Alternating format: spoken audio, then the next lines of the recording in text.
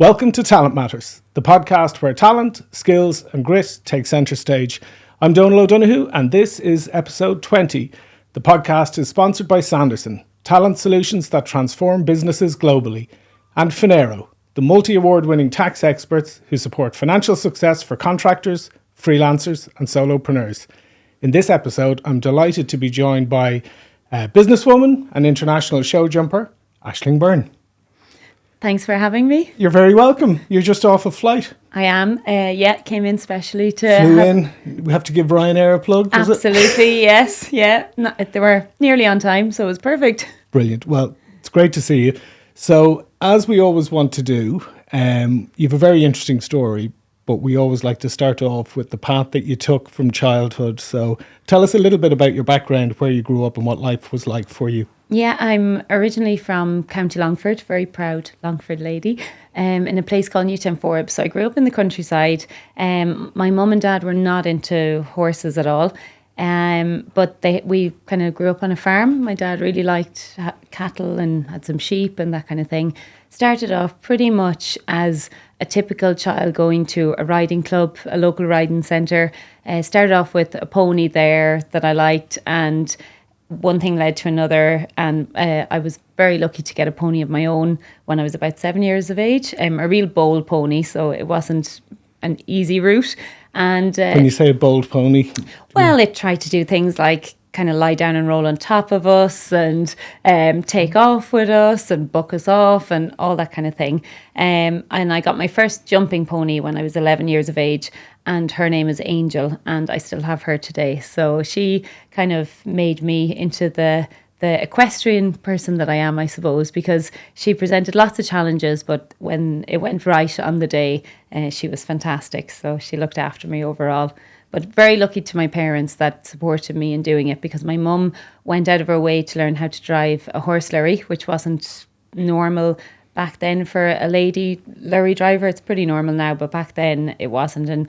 And she went and did that so that she could bring me to horse shows. So she knew that we'd have a way to get there. And, you know, they immersed themselves in horses. They bought a couple of brood mares to learn about them. And then she also learned to ride herself so that she could help me tack up and that kind of thing. So only for them and their support, and my dad organising bedding for the stables and hay for the horses and all that kind of thing, and the veterinary side of it. So I'm very lucky that they supported me so heavily. Brilliant. And what were you like in school? What were you into in terms of your interests, academically and socially? Yeah, I was quite actually. I wasn't bad at school, to be fair. I was one of those that probably didn't put in loads of effort, but managed to pull off fairly decent grades to get by. My biggest distraction, of course, was horse shows, because every weekend was taken up. I used to go to a pony show on a Friday evening, Saturday all day, and then Sunday morning I go hunting, and then Sunday evening I go to another show. So all my spare time was taken up with horses. Absolutely just loved it. But I was quite good at school, good at languages, liked maths and accountancy. So kind of level between the two. It wasn't one way or the other. So it was a bit difficult kind of when it came to Leaving Cert to know what route I was going to take, and what way I went. But eventually I settled on commerce in NUIG, and it was actually a really good fit for me. I specialised in human resource management, and that suited me quite well. Very good. And what did you think? Did you think that you would always end up in the equestrian space, or did you, because like obviously you've been in business for years. So yeah. When you were studying, what path did you think you were going to take? I actually didn't think I'd end up in horses. I thought it would be a hobby that I'd just enjoy and maybe have a horse kind of on the side. Like I liked property. I loved businesses. I'm a bit of a problem solver. I love going in, seeing how I can improve things, or if I can organise businesses a little bit.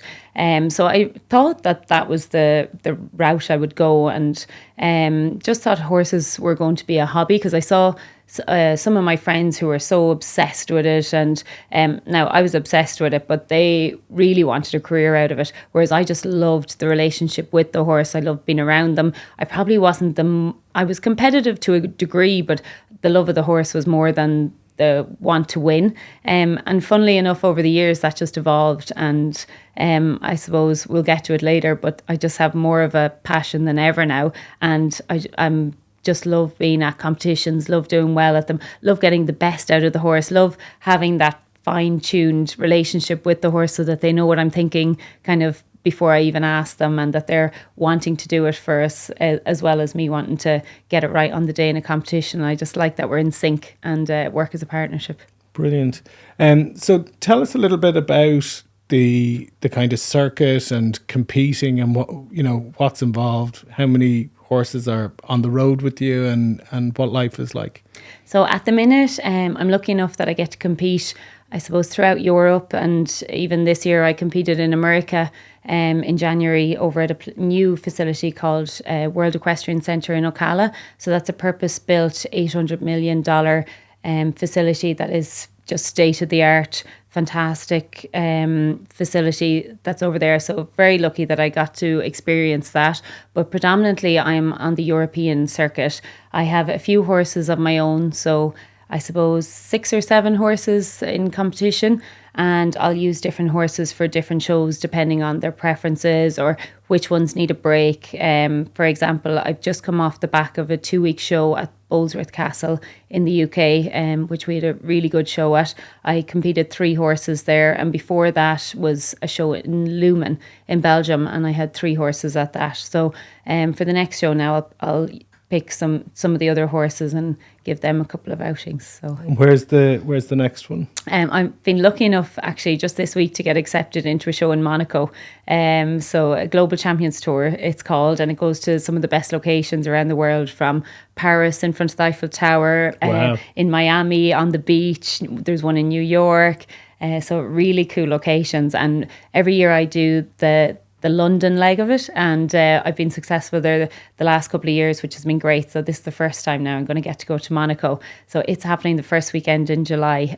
So I've been very busy organising lorries, paperwork, blood work for the horses to travel out of the UK, and yeah, getting everything organised for it. But very excited. It sounds really exciting, really glamorous, but it's not all glamour and excitement. There's the tough days as well. Yep.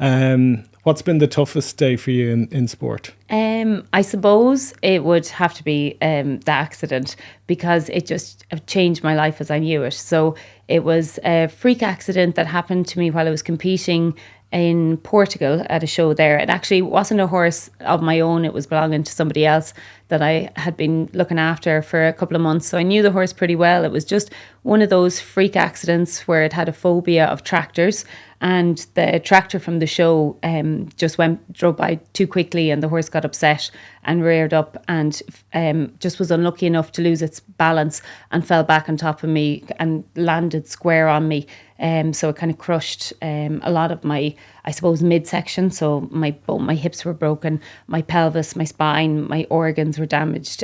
So I suppose that was probably one of the tougher days when I think of it, because it just changed everything that I knew. I was so busy with work and horses, and I modelled a lot at the time, which was great fun. And just in the blink of an eye, everything changed. So it was a good life lesson.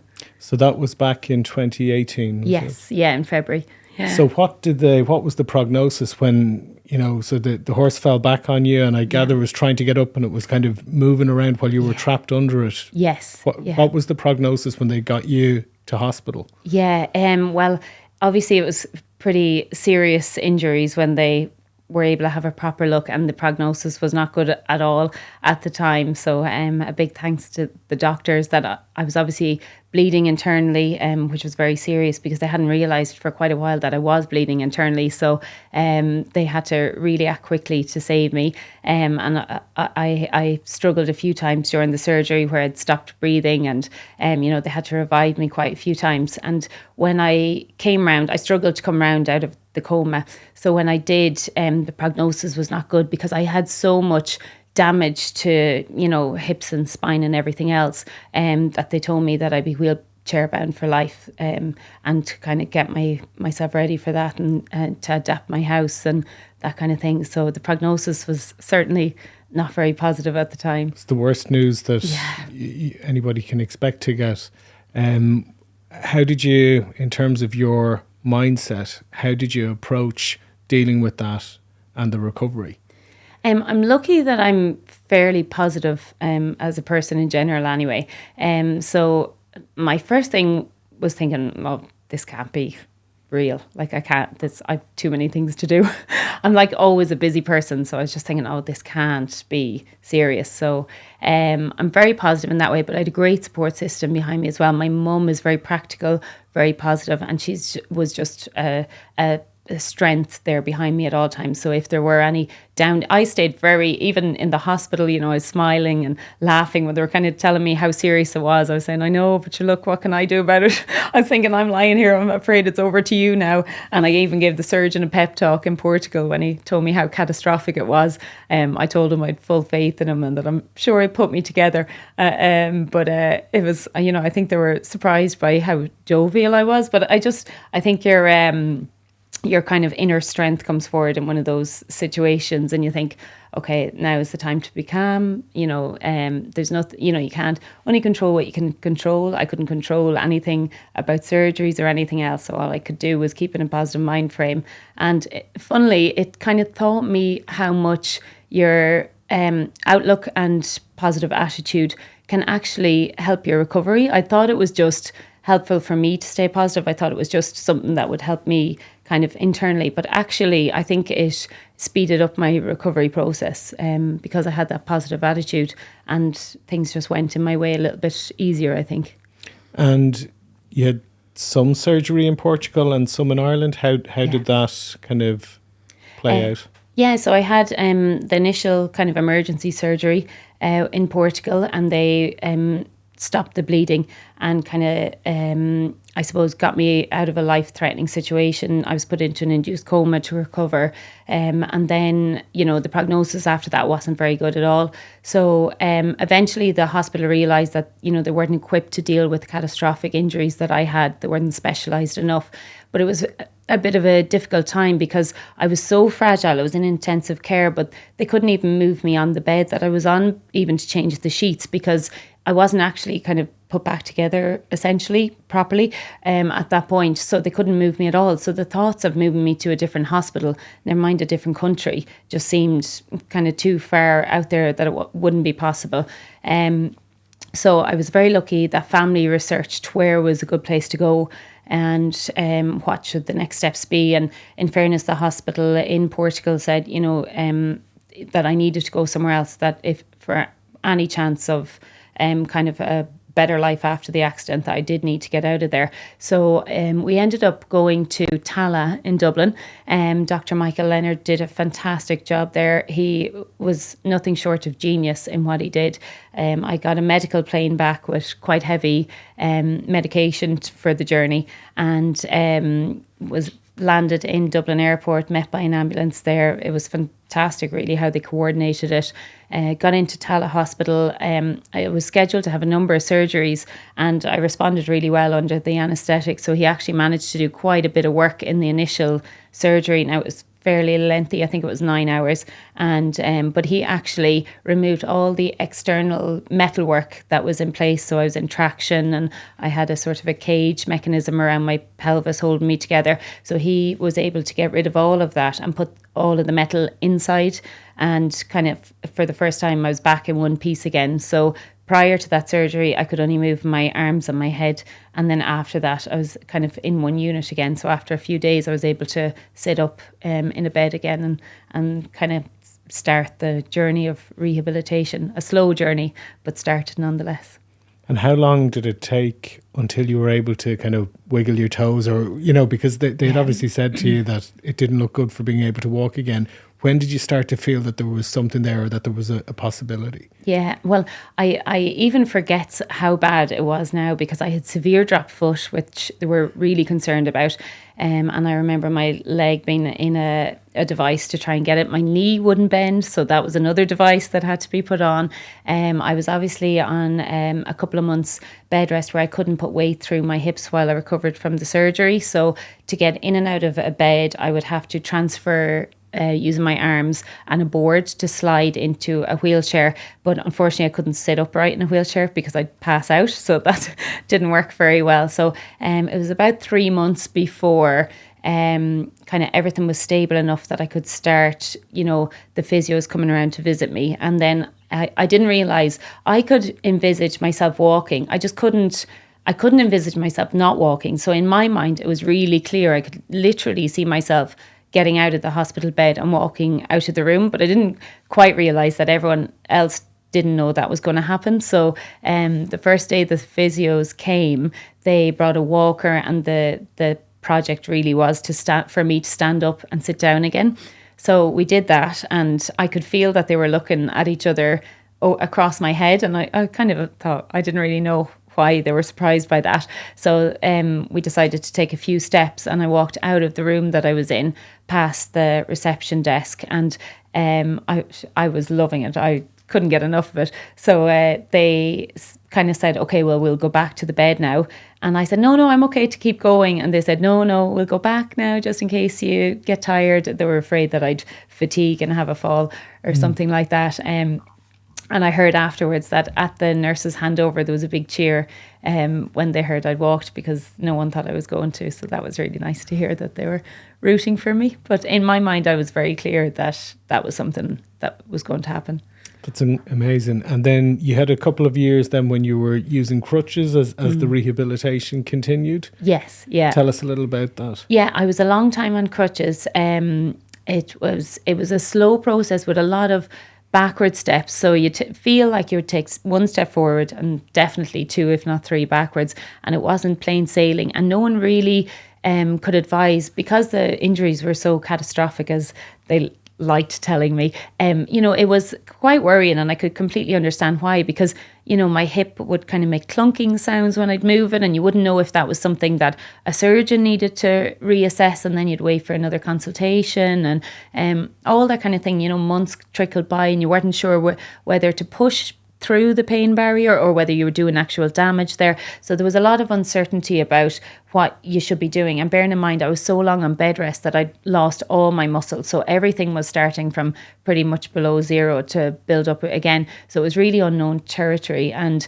I was a long time on crutches. I pretty much refused to stay in the wheelchair as soon as I was able to get out of it. I didn't want to. I tried one day going into a shopping centre, and it was, so difficult. I couldn't fit down the aisles, and I couldn't reach things on shelves and all this kind of thing. So I just tried my best to go on crutches where I could and manage the distances that I needed to do. And my mum was really good in helping me with everything that I needed on that front. But even I notice now when I look back at photos, I hid the crutches in all the photographs. I didn't want any memory of them, and couldn't wait to get off them as soon as possible. And I went to one of my consultations and said to the surgeon, I've been on crutches now for 2 years. Do I need to be working harder? Do I need to do different exercises? I should be off them by now.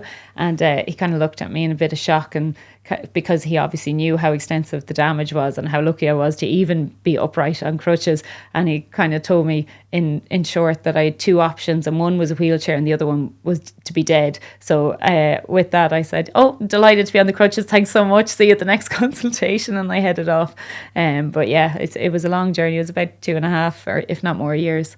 And what was the goal? What was the goal you were working towards? Was it just to be able to walk independently again without crutches, or was there a bigger goal that you had in mind? Yeah, my goal was to get sitting back on a horse and be able to look out through their ears. That was the one thing I wanted to do, which they had obviously told me there was absolutely no chance of doing, because why would anyone tell you that you could? They said, even, your body, you have so much metal that you actually physically won't be able to sit on a horse. So that was my big goal, because I just really wanted to see that view again. And even if it was just to sit there or walk around on a pony, that was the goal. That's mad, isn't it? Because a lot of people would think, after having such a close call, never again. Yeah. Tell me about the first time you sat on a horse after the accident. Yeah, well, it was actually on my first pony, Angel.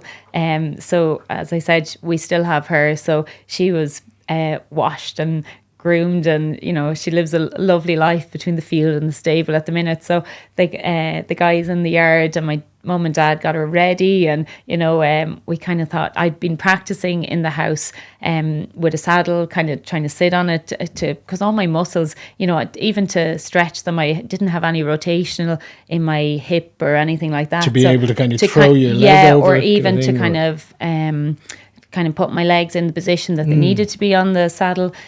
So a lot of practice in the background in the house doing that, and then we'd picked a day to sit on the pony, and we realized that I couldn't put my foot in the stirrup and twist to throw my leg across the pony. So my dad got a forklift that's on the yard, and he lifted.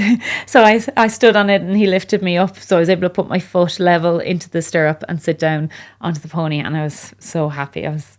Can't explain the feeling. So I just got to walk around the house twice because I begged them to go a second time, and that was it. It was amazing. How long was that after the accident? That must be, I was still on crutches, so it must have been 2.5 years afterwards. And then tell us about going from walking a couple of times around the yard or around the house to where you've ended up now in terms of your show jumping career. Yeah, well, I'm so lucky that I get to do shows, and it definitely taught me to live life and to take the opportunities, like with getting into the show in Monaco. I just say yes first and think about how to make it happen afterwards. But I'm competing fairly regularly. I'm back almost at the level that I was prior to the accident. I'm more competitive, I think, than ever because I don't sweat the small stuff. So before, I was always looking for perfection in everything. Now I feel I'm just so happy to be in the arena. I still haven't forgotten that feeling. I'm just so thrilled and grateful to, even when I trot into the arena and the bell goes, I keep thinking to myself, I'm so lucky to be here. And I'm just enjoying it so much more. And I think as a result of that, the thing is kind of flowing better for me. I'm riding faster rounds than I've ever ridden before. I don't have fear, weirdly enough. You'd think I would have a little bit of fear, but I don't when I'm competing. And I just am enjoying it all. And I don't get upset if I have a fence down, whereas you'll see a lot of people, they'll get really hung up if they've made a little error or if they have a rail down, it'll really bother them, whereas I don't. I just kind of focus on the positives of the round and say, oh, we'll get another opportunity the next day and we'll make it happen that day. It's weird, the thought that you don't have fear, and I wonder, is that because the accident didn't happen while competing? Yes. That it was kind of, as you said, a freak accident when the tractor went by too quickly? Or why do you think you don't suffer with any kind of fear? I thought about that actually in hospital. I kept thinking, thank God it wasn't in the ring and that it was a mistake I made. If I had misjudged a distance on a fence and that was the cause of the accident, I think that would have really affected me a lot more. Whereas because it was such a freak occurrence, I knew there was nothing I could have done differently to avoid it, or, it just happened so quickly out of nowhere that there was nothing I could do. So I don't have any fear when I'm on the horse. I kind of feel pretty safe there. The only time I get any way nervous is if someone else's horse acts up or they kind of lose control of their horse and it's coming in my direction. That's the only time I find I get a bit tense in my body. But otherwise, I'm like more relaxed than I've ever been. Wow. Tell us a little bit about the business, because while you've been going through this show jumping career and dealing with your injuries, you're also running your business as well. So tell us a little about that. Yeah, well, I have a travel business that I bring American and Canadian clients into Ireland and Scotland. So we do custom trips, so self-drive or private chauffeur-driven tours. And it's just a really nice business where people are coming on a trip of a lifetime, maybe with their families, or maybe a couple coming and maybe they're researching their ancestry and that kind of thing. And it's just really nice. It's like putting together a jigsaw puzzle. They're telling you what they like and what they need to put in the itinerary to make it like a dream trip for them. So it's really nice. Very good. And if people are interested, because surprisingly enough, we have listeners that are not just in Ireland and the UK, but also some of our YouTube audience are in North America. So where can they find information on that business? Yeah, the business is called Journey Through Ireland, and the website is irelandtouring.com or journeythroughireland.com. Brilliant. And in terms of your goals, because I'm just interested, you're incredibly driven, you're incredibly positive. So what are you looking forward to over the next while now when you think about the next year, next couple of years, what's coming down the track for you? Yeah, well, I've lots going on. I always like to keep busy. So with the horses, I'm thoroughly enjoying competing at the shows that we're getting to compete at. Like, so lucky the places that I get to go with them and get good results from. So really enjoying that and want to build on that. And I really want to get back to doing world ranking classes, which is the level that I was at previously. So that's one of my big goals, to get there and do those consistently well. I'm doing a lot of, I suppose, interviewing and that kind of thing, which I'm really enjoying. So definitely want to build on the back of that. And then work is a whole other ball game where there's a lot of goals on the board to make happen, but definitely plenty going on. Brilliant. And if you were going to give somebody advice that was coming back from an injury similar to the one that you had, what advice would you give somebody to manage that process? I think it would be to not fully listen to what maybe those around you are telling you that you can't do. I think nobody knows your body better than you do, and the human body is amazing. It's built to recover from most things. I think a positive mindset is really underestimated. You definitely need goals to work towards. You need hope that you're going to get to those goals and achieve them. And I think you really need to clearly envisage yourself doing those things. And even if it was a thing that you don't get to actually do that, wouldn't you be a lot better off even if you got halfway there than if you didn't try at all? So I remember in the hospital, there was a lot of people who didn't want to, work with the physio, and that they might have been told they won't be able to do X, Y, and Z, and they just accepted that without ever trying. And I was always grateful that I didn't accept that I would never walk or I would never get on a horse, because otherwise I wouldn't be here today. And I just think there's a lot of people that need that encouragement. So I would really suggest just keep going, get the vision clear in your mind of what you want to do, and just keep working towards it. Brilliant. And in terms of how you are now, because obviously we've walked in here together, so you're competing, so are you still continuing with kind of a strength and conditioning program, or do you just feel that you're at a stage of recovery where that's no longer necessary? Or no, I think I'll always have to continue to work on it. I go to physical therapy. I know a lot of people, I'm lucky now, that look at me and don't think, that I have the injuries that I have gone through. But I have to take particular care, not to walk too far at horse shows, especially because my leg fatigues, and it can lead to, I had a bad fall last year from it, where my leg actually, I just was walking too much at shows, kind of down to the stables, checking on the horses, back up to the arena to check on my number and that kind of thing. And my leg fatigued midway through a round, and ended up in me losing kind of control on my hip. So there's lots of things like that I'm constantly working on to build up, and it makes me better overall anyway, to continue to, makes me fitter, makes me healthier, and to keep doing that. But there's plenty kind of going on behind the scenes that people don't realise, that I have as much pain as I do, and that's the way I want it. I don't want to focus on any of the negatives and just keep focusing on the positives. Fair play to you. Look, I think it is an inspirational story, and I think what's remarkable about it is just your mindset. And like, there's the old cliche about getting back on the horse, and you have perfectly embodied that. So what we will do, Aisling, is we will share your socials and your website in the show notes. If people want to find you, what's your Instagram? It's Aisling Byrne 1. Brilliant. Okay, well, we'll add that as well.